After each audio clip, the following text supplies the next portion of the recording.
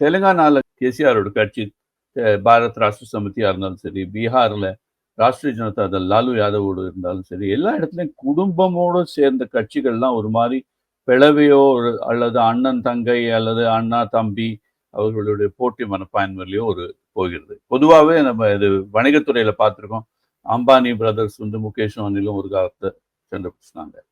இப்பதான் ஜி.கே. மணி கௌரவ தலைவரா பாட்டாளி மக்கள் கட்சி இப்பதான் தொலைக்காட்சியில் சொல்லியிருந்தாரு.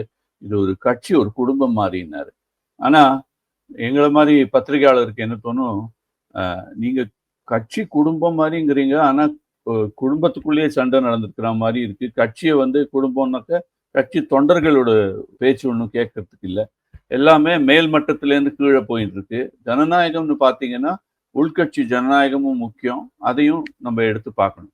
இதை தமிழ்நாட்டு வரும் தேர்தலோட பின்னணியில பார்த்தீங்கன்னா குருமூர்த்தி அவர் வந்து என்ன பண்றாருன்னா, அவரை பத்தி ஒரு துளி கூட சந்தேகம் கிடையாது. முதல்ல அவர் அமித்ஷாவோட ஆளு என்பதை பத்தி நம்ம ஞாபகம் வச்சுக்கணும்.